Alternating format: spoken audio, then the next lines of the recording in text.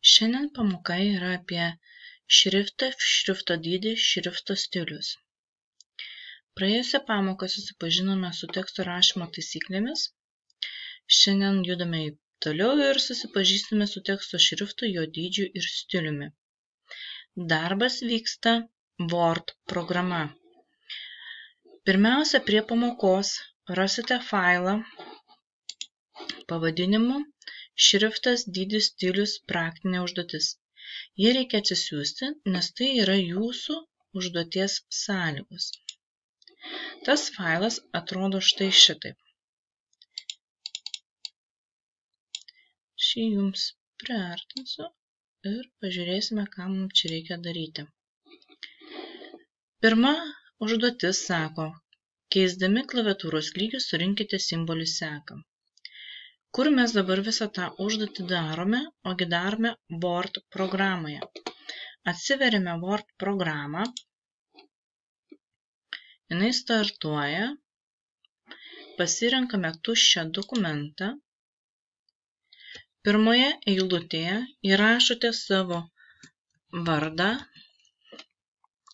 pavardę ir klasės numerį. Tarkime 6A. Kaip pavyzdys. Tada spaudžiame Enter ir mes jau galime rašyti užduoties numerį. Užduoties sąlygos nereikia nurašinėti. Todėl mes rašome 1 taškas, tarpas ir dabar žiūrime, ko jums reikia būtų surašius. Atitinkamai visą šią eilutę reikia surašyti, surandant šitos simbolius, keičiant klaviatūros lygio. Pakartokime. Pirmas klaviatūros lygis yra mažosios raidės. Tiesiog taip įprastai, kaip įsijungia būtent mūsų programa, mes galime rašyti. Didžiosios raidės yra antras lygmuo. Tai mes nuspaudžiame vienam simboliui rašyti. Tiesiog laikome Shift klavišą ir spaudžiame atitinkamą raidę. Jeigu mums reikia daugiau, mes galim įsijungti ir Cap Lock, didžiųjų raidžių jungimą. Tik reikia paskui nepamiršti, kai mums reikia jau grįžti prie mažųjų raidžių, jį būtina atjungti.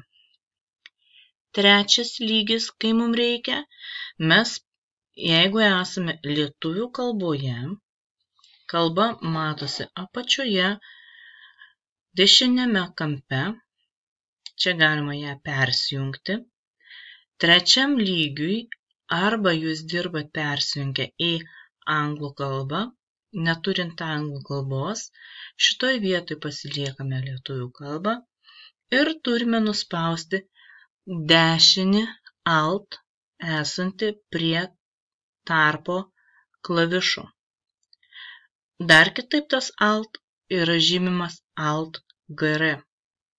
Nuspaudus jį, mums veikia viršutinės juostos simboliai su skaičiais. Jeigu mes nuspaudę laikom Alt, viršutinė juosta mūsų iš karto rašo skaičius 1, 2, 3, 4 ir taip toliau. Jeigu mes nuspaudžiam Alt, Shift, laikom šitos du klavišus, mums duoda papildomus simbolius. Šauktuką, etą, groteles, dolerį, procentus ir taip toliau. Tad ieškodami būtent naudojamas šitais lygiais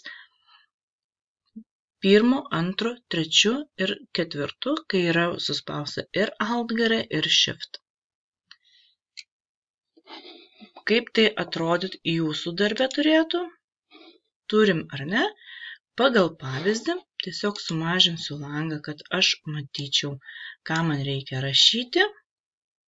Langą galima sumažinti traukiant, paspaudus šitą mygtuką. Išsiskleidžiu, turiu viršutinę eilutę ir va čia galiu rašyti. Taip yra su keliais langais dirbti daug patogiau. Tai rašome ar ne į tarpelis. Tarp visų simbolių patartina palikti tarpelį. Yra tik viena vieta, kur tarpelio nebuvo įrašyta, bet čia yra tiesiog sudarant užduotį nepastebėta mūsų pačių klaida. Toliau, U nosinė, mažoji. Grotelės 4, laužtinis skliaustelis, jisai yra prie P raidės į dešinę pusę. Suradus P, kitas yra atidaryti, dar kitas uždaryti šitą laužtinį skliaustelį. Jeigu mes nuspausim Shift, mes turėsim bangelėmis skliaustelį. Dvitaškis, jisai su Shiftu spaudžiasi. Viršutinės kabutės tiesiog spaudžiam Shift ir ten, kur yra prie dvitaškio ir kabliataškio, netoli Enter, klavišas paspaudus duos apatines. Jeigu mes paspausim antrą kartą, mes gausim 1. Kaip mums dabar gauti viršutinės?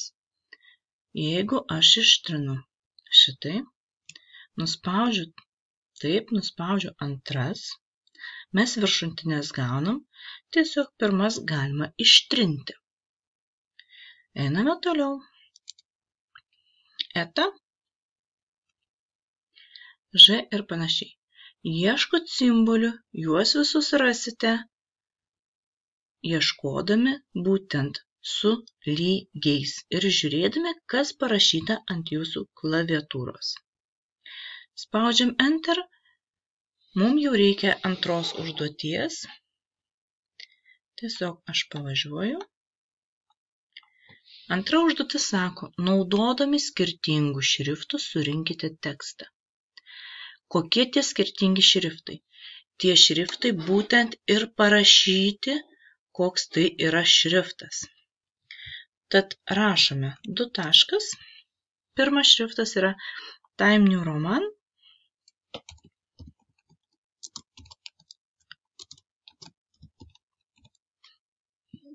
Surenkame tekstą ir pasitikrinam, kokiu šriftu mes jį rinkome. Prieš bet kokį keitimą mes pasižymime tekstą. Šriftai yra štai šitoj zonai. Pagrindinėje kortelėje šrifto lauke yra šriftai. Time New Roman. Tai va šitas šriftas ir buvo surinktas Time New Roman. Kaip dabar padaryti vienodus tarpus? Tiesiog šitoj vietoj spaudžiam Tab klavišą. Tab klavišas duoda vienodą tarpą.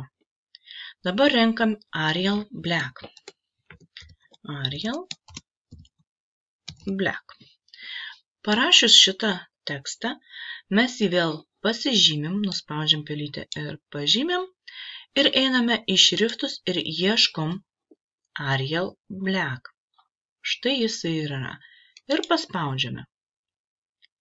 Vėl atsistojus už žodžio spaudžiame Tab ir rašome žodį Verdana. Dabar mums jau rašo būtent Arial Black šriftu. Štai vat, rodo kokiu šriftu. Bet mums reikia jį pakeisti į Verdaną. Vėl pasižymime, susirandame Verdaną. Šriftai sudėlioti visi šriftai pagal abėcėlę. A viršuje, V apačioje.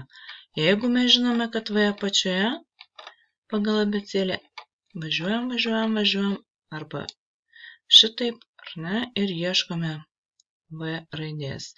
Štai ir mūsų Verdana. Ir paspaudžiame. Turime Verdaną. Toliau. Į kitą eilutę, nes mums dar 3 žodžiai nebetilps, spaudžiame Enter ir rašom Arial. Kaip minėjau, rašo po paskutinio šrifto pakeitimo. Mums reikia jį pasižymėti ir mes štai čia vėl ieškome Arial. Štai Arial. Vėl spaudžiame Tab. Dabar nušoko Tabas tik tiek. Dar kartelį. O štai mes jau turime lygiavimą ten, kur mums reikia. Courier.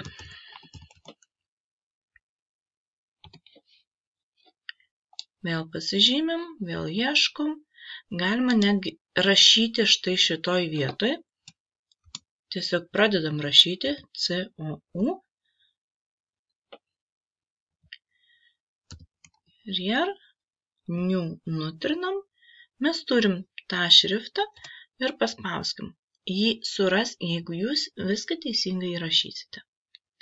Toliau. Vėl 2 kartus teko paspausti Tab. Tahoma.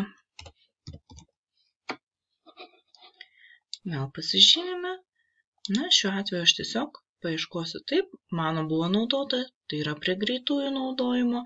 Ir spaudžiu Tahoma. Turime antrą užduotį. Mums dabar reikia trečią užduotį. 3 taškas tarpelis. Dabar žiūrėkite. Mes sakėme, kad keičiasi šriftas. Šiuo atveju pagrindinis šriftas, kuriuo visada mes rašome, yra Time New Roman 12. Tai yra standartinis pagrindinis šriftas. Todėl pasirinkime vėl Time New Roman, kad būtų tvarkingas darbas. Pasižiūrėkime į trečią šrifto užduotį.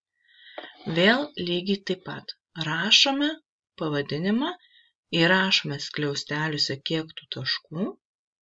Aš įrašysiu Arial 18. Jūs patys visus kitus jau pasidarysite. Arial skliausteliuose 18 PT. Taškas PT reiškia punktai. Pačio PT jūs nerasite, bet jeigu mes sakysim 14 punktas, 16 punktas, tai yra standartas, kaip vadinasi tie skaičiai. Tai dabar mums vėlgi reikia pasižymim, susirandam Arial, štai aš jį naudoju, turiu, štai šalimais mes turime dydį, apie kurį ir kalbam, 18. Štai ir turime mes tą 18. Jeigu tarp šitų dydžių nebūna mums reikalingo dydžio, mes šitoj vietoj galime tiesiog įrašyti skaičių, kurio mums reikia. Tarkim, nebūna 30. Paimsiu, įrašysiu 30, paspausiu Enter ir ką aš jau rašysiu, tai tas jau bus 30 dydžio. Tai yra trečia užduotis.